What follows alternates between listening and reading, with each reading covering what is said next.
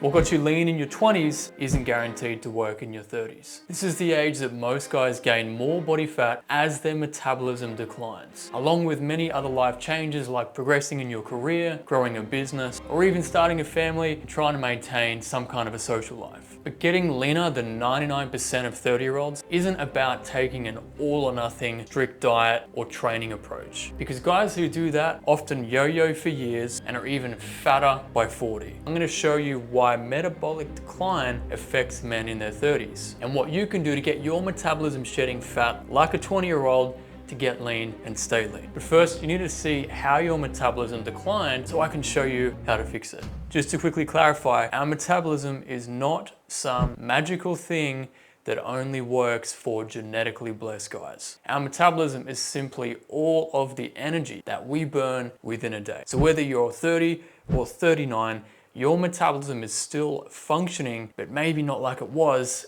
in your 20s. And I'll show you why by breaking down our metabolism into 4 separate parts. And once you see how this works, it will change the way you see fat loss forever. Now, imagine we're sitting around a small campfire. The more wood we add to the fire, the more the heat and flame increases. Just like the more food we eat, the more our metabolism increases to digest that extra food. But it also depends on the types of food that we eat. So if we were to put some dense hardwood on the fire, it's going to take longer to catch fire and slowly burn. This is like protein, because protein takes longer and uses more energy to digest. For example, if we eat 100 calories of protein, we may burn 20 to 30 calories just to digest that 100 calories of protein. It's almost like a little discount. And another benefit of protein is it makes us feel fuller for longer and provides us with all the nutrients we need to build and maintain muscle mass long term. You'll see why building more muscle mass for metabolism is important in a minute. But then let's say we throw some smaller kindling wood on the fire. Of course, that will catch fire much faster and burn out quicker. This kindling is like carbohydrates, because carbohydrates are easier to digest. So for example, if we eat 100 calories of carbohydrates, our body may burn 5 to 10 calories to digest that 100 calories of carbohydrates. So it's a much smaller discount compared to protein. And then if we eat sugar, our body will digest it rapidly and easily because sugar is already highly processed. However, if we compare sugar to, say, sweet potato, the body's gonna work harder for longer to digest a sweet potato. So different carbohydrates can digest at different paces and have a different metabolic effect. But then let's say we throw a piece of paper on the campfire. It'll burn up in a flash. This is kind of like fats, because for 100 calories of fat, our body burns 0 to 3 calories to digest it. That means it's very easy to digest. For example, olive oil is pure fat.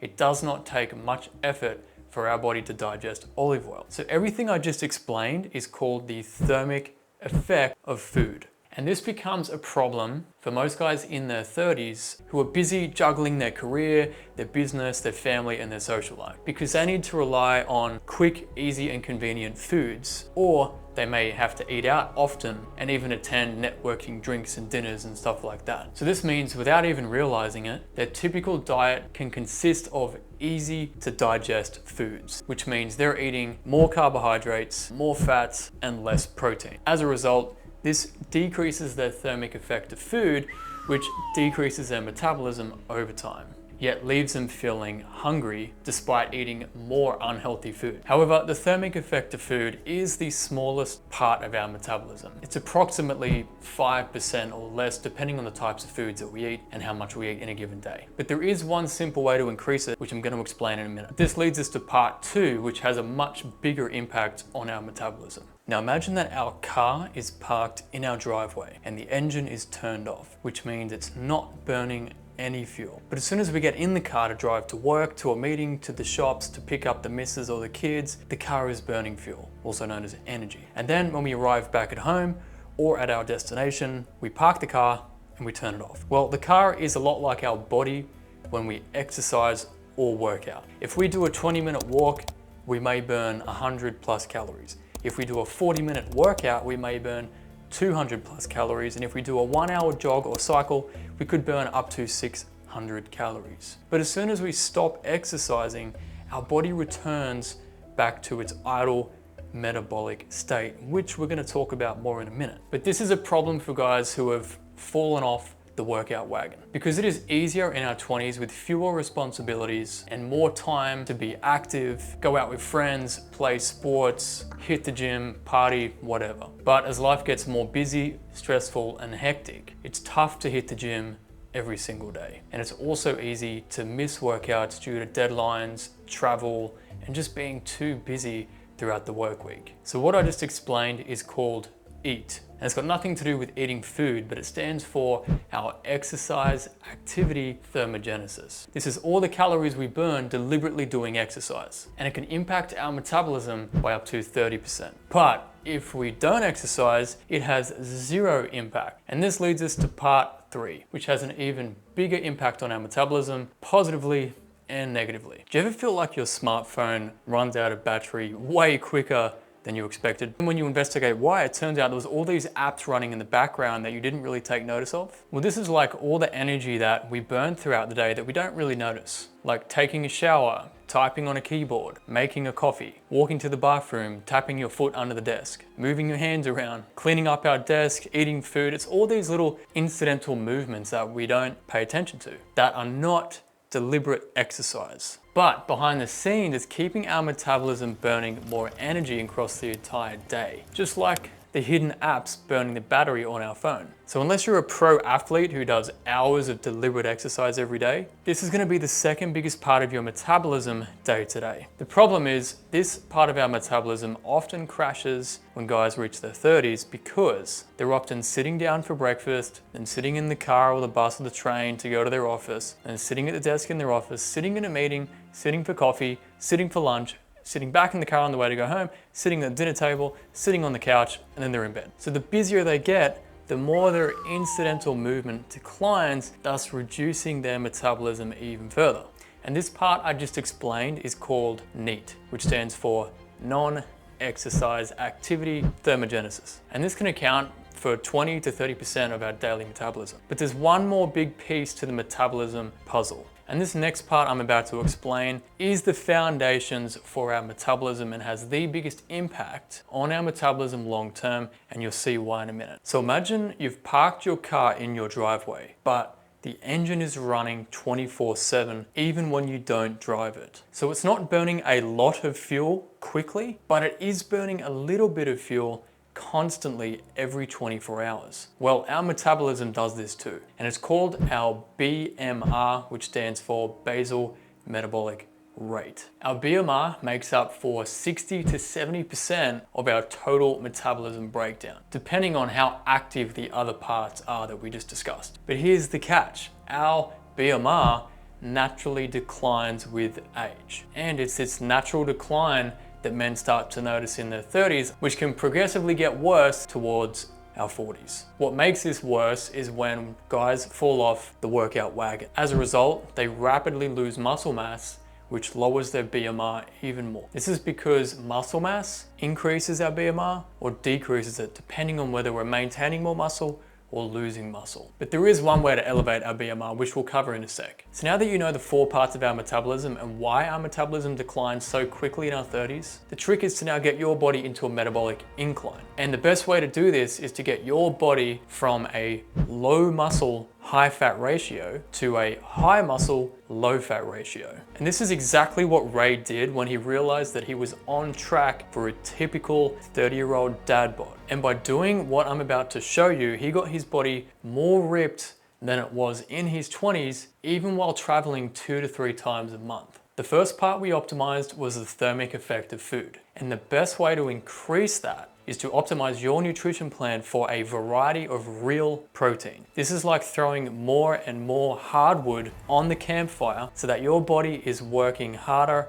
and longer to burn, which is digesting that protein. So a simple target to aim for is for at least 1.6 grams of protein per kilo of lean weight, or 0.72 grams of protein per pound of lean weight per day. Your lean weight is your body weight at a healthy body fat range. Let's say approximately 12% body fat, which means you would have visible abs and muscle definition. And just to clarify, the 1.6 grams relates to the protein within the food, not the actual weight of the protein that you eat. So for example, if you're 100 kilos at a lean weight, that doesn't mean you eat 160 gram chicken, because 160 grams of chicken may only have 40 to 50 grams of actual protein. And here's an easy way I approach this to get more protein in your diet. So every time you eat, before you fill up your plate with carbs or fats, first you want to think, what protein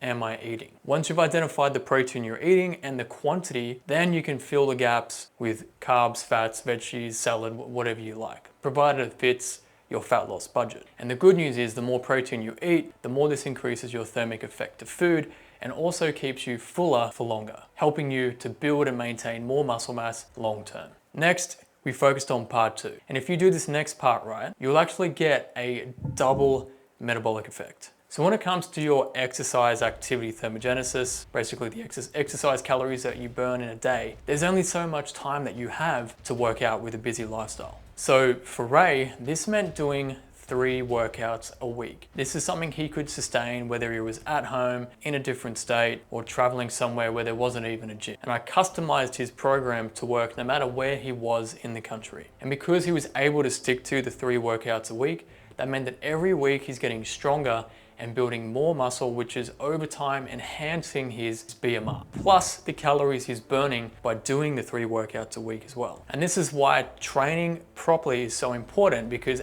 if our BMR is declining, we need to be building more muscle to keep it inclining, or at least maintaining a healthy range as we age throughout our 30s, 40s, 50s, and beyond. And this is why every man in their 30s and above should be prioritizing building muscle and strength and not spending all their time doing cardio, which can unfortunately lead to muscle loss if it is too much cardio and not enough strength prioritization. And another benefit is that the more muscle you have, that means on your rest days, your BMR is going to be higher than it normally would be, which helps you to burn more calories. And then we optimize part 3. And when you combine your thermic effect of food and your workouts with this next part, you can turn your body fat on fat loss mode whenever you want. The problem is I often see guys gaining 3 to 5 pounds every year, and then between 35 and 40, they're feeling fat, inflamed, and like they're getting too old, assuming this is just what happens as we age. But that's not the case. And even for my busiest clients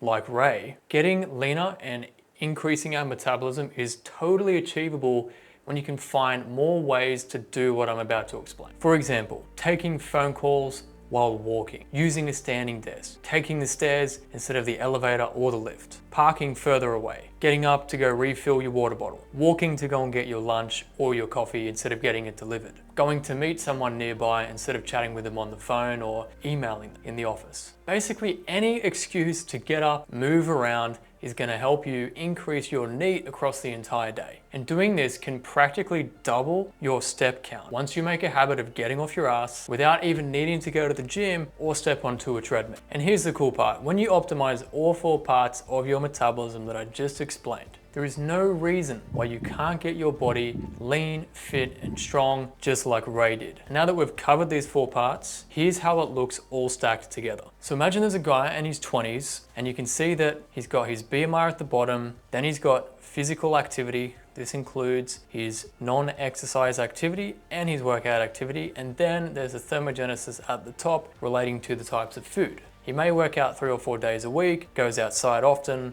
and doesn't really sit at a desk for too long in any given time. But then in his 30s, he may be lucky to do 1 workout a week. Maybe he goes and takes the dog for a walk, but most days he's sitting at the desk for 10 hours a day. And as a result, he's eating convenient foods that are highly processed and easy to digest. So you can see how the metabolism can quickly crash from our 20s to our 30s when you stack these 4 parts on top of each other. But the good news is, it doesn't matter how busy you are, you can still build a high muscle to low fat ratio. But if you're like most guys who just doesn't know where to start, you don't know what to eat, how much food, what times is best, and you're just too busy to like figure out what is the best training routine, how many days you should work out, what gym you should go to, if you should buy equipment for home, it's just all too overwhelming and feeling impossible with your current workload and schedule, well, there's probably nobody guiding or coaching or even holding you accountable to change. And this is why it's so easy for millions of men to get stuck in these all or nothing super strict diets that get them on the yo-yo roller coaster for years, and then playing hopscotch from one workout program to a boot camp to another app to then doing nothing for 3 to 6 months again. But look, it doesn't have to be that hard, stressful, or even time consuming, because there is actually a simple way